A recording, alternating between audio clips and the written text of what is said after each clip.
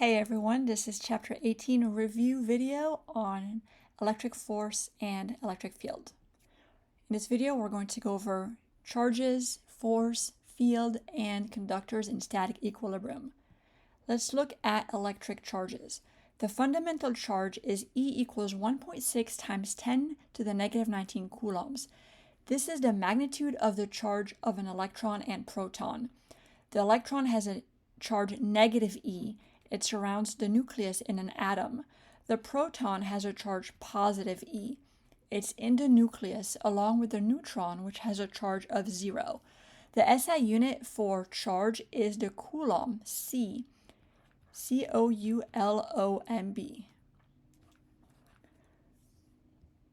Next, let's look at properties of electric charge. Like charges repel and opposite charges attract. This is going to be useful when we're looking at electric force. Next, charge is quantized. We have the equation Q equals plus or minus N times E. This means that charge appears in integral multiples of E, the fundamental charge. If an object is positively charged, its charge will be plus NE, where N is an integer. If an object is negatively charged, it will be negative NE for the charge. And also, charge is conserved. Net charge is not created or destroyed, although it is transferred from one object to another. Let's look at an example. A neutral object gains 1.56 times 10 to the 19 electrons. What is the net charge on this object? Since it gains electrons, the net charge is going to be negative NE. All we have to do is multiply the number of electrons, N, 1.56 times 10 to the 19, that's our integer, and then E, the fundamental charge, 1.6 times 10 to the negative 19 coulombs. When we multiply these two numbers together, we're going to get about negative 2.5 coulombs. Next, let's look at conductors versus insulators. Conductors are materials through which the charges move freely, while insulators, the charges do not move freely. Example of conductors are your metals like copper and aluminum. Examples of insulators are glass and rubber. When we charge conductors and insulators,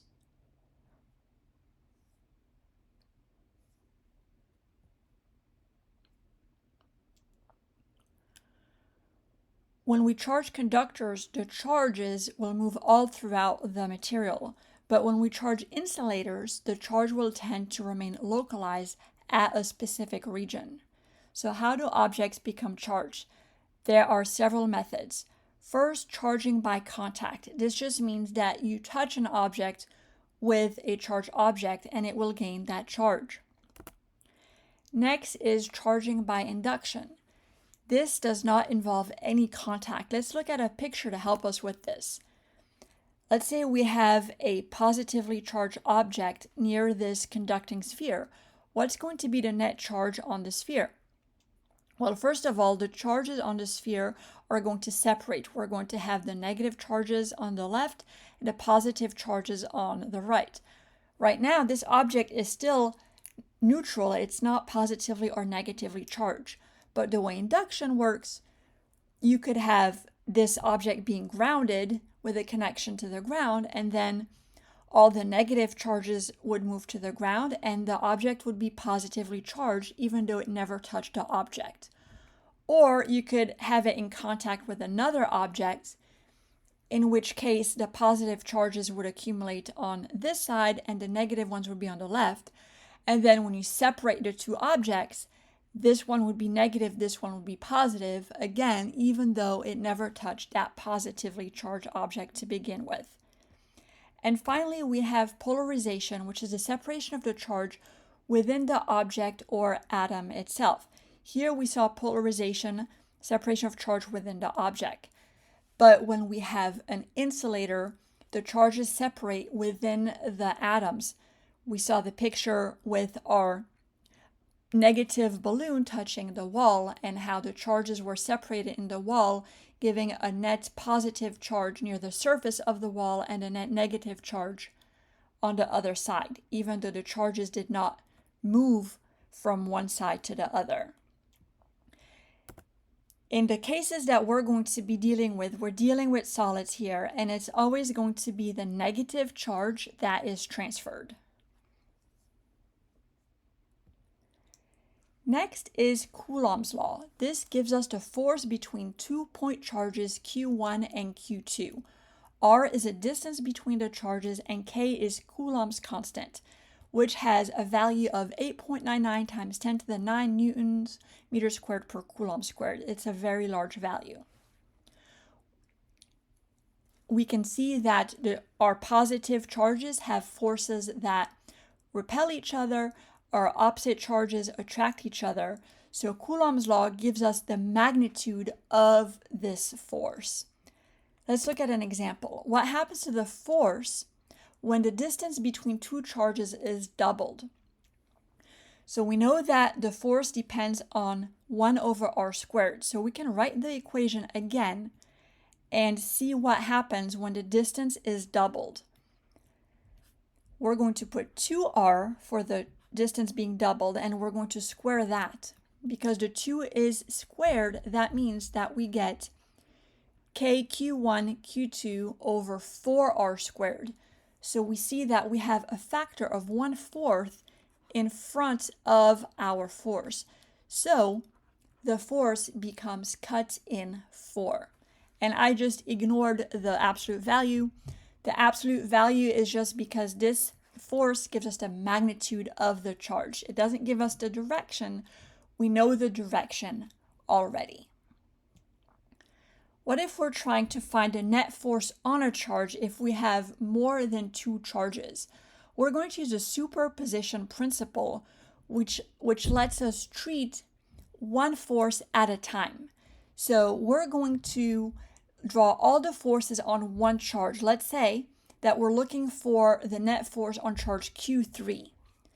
We're going to draw a force away from Q1 because like charges repel each other. That's going to be F13.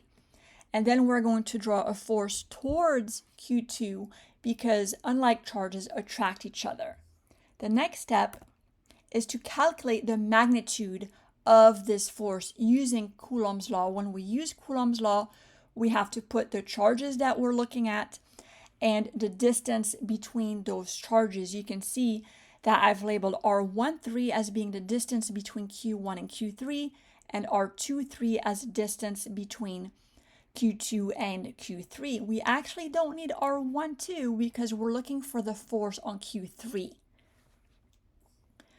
And finally, we use vector addition to find the net force. In the Chapter 3 review video, I go over vector addition, but to briefly summarize, the way it works is you're going to separate the x and y components. You're going to find the x and y component of each force, so F13x and F13y, F23x and F23y.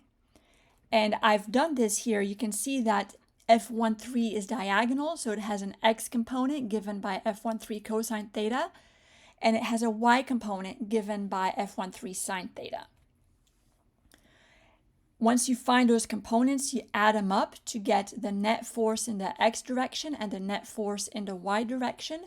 And then you're going to use Pythagorean theorem to find the net force and the inverse tan of Fy over Fx to find the direction of that net force. Then we briefly talked about the difference between the gravitational and the electric force. The gravitational force is between masses, while the electric force is between charges. Both equations look similar because they are inverse square laws, which means that they depend on 1 over r squared. What is important is that the electric force is a much stronger force when we're dealing with electric charges. Next, the electric field. A point charge Q produces an electric field at a point given by E equals KQ over R squared. Once again, this equation is just going to give us the magnitude of that electric field. To find the direction, we need to know that the electric field points away from a positive charge.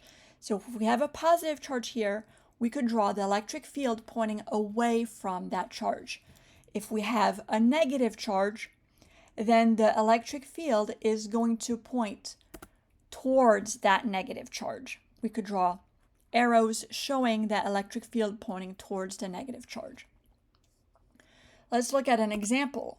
What is the direction of the net electric field at point P? Point P is over here.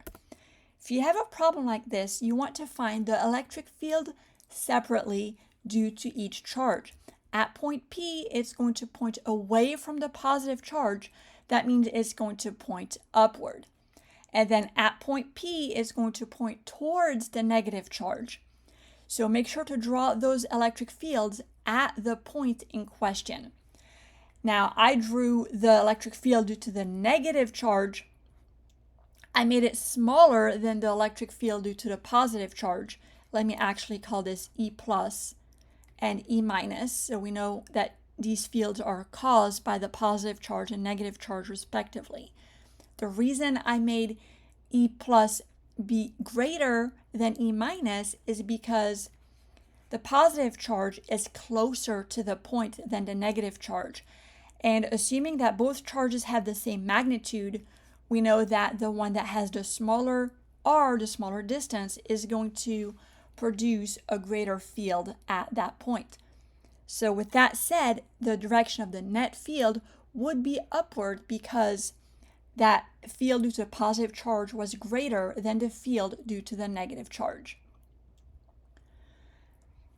Note that if we have a positive and a negative charge, the electric fields are going to influence each other, and you're not just going to have straight lines coming out of these charges to represent the field. You're going to have an electric field pattern as shown here. When you look at this pattern, you can see that all of the electric field lines, they start on a positive charge and they end on a negative charge. Also, what we see is that a high density of electric field lines indicates a strong field. We can see as we are closer to each charge that the lines are closer together. That means that we have a stronger field there. We see that as we move further away, the lines are further apart, so the field gets weaker as we are further away from the charges.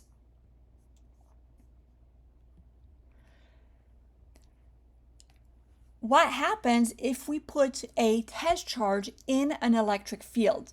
What's going to happen is that that test charge is going to experience a force. I use a lowercase q to represent the test charge.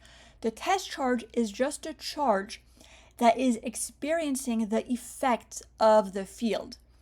We saw in the previous electric field pattern that when we had a positive and a negative charge, the electric field between those charges was pointing to the right. So this electric field is produced by these point charges. Now we put a test charge in this field, a positive test charge, and it's going to experience a force. A positive test charge is going to experience a force in the same direction as the field, while a negative test charge is going to experience a force in the opposite direction as the field. We typically try to use a positive test charge when we can. Let's look at an example. What is the force on the electron? We have an electron inside an electric field pointing to the left. We don't know what generated this electric field. That's okay. We know that the force on the electron is going to point in the opposite direction as the field because the electron is a negative charge. What if we're trying to find the net electric field at a point? Note that earlier we found the net force acting on a charge. But if we're looking for field, it's typically going to be the field at a point. The process is the same as finding the net force on a charge. We're going to use the superposition principle. We're going to draw the fields at that point. A positive charge produces a field that points away from it. So at the point, that field E1 due to Q1 is going to point away from Q1. Electric field points towards a negative charge. So at the point where we're looking for the field, we're going to draw E2, the field due to Q2, pointing to the left. And then we're going to calculate each field.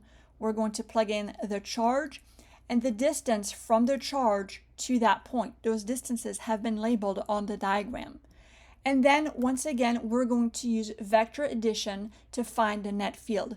Just like before, we're going to find the x and y components of each field, add them up, and use a Pythagorean theorem to find the net field, and the inverse tan of Ey over Ex to find the direction of that net field. Finally, let's look at the properties of conductors in static equilibrium. These are conductors in which the charges have stopped moving around, so they've reached a state of equilibrium. There are four main properties that you need to know. First, the electric field is going to be zero inside the conductor. Next, any excess charge resides entirely on the surface. So a conductor will have charge, it's just not going to be somewhere in the center. It's going to be on the surface. Next, the electric field just outside the conductor is perpendicular to the surface. You can see a right angle between the surface and the electric field. And finally, the electric field is strongest at sharp points. Now, this object is pretty symmetric, so the field seems to be pretty evenly spaced. But if you had a sharp point on this object like this, then you would see that at the sharp point, we have a stronger field.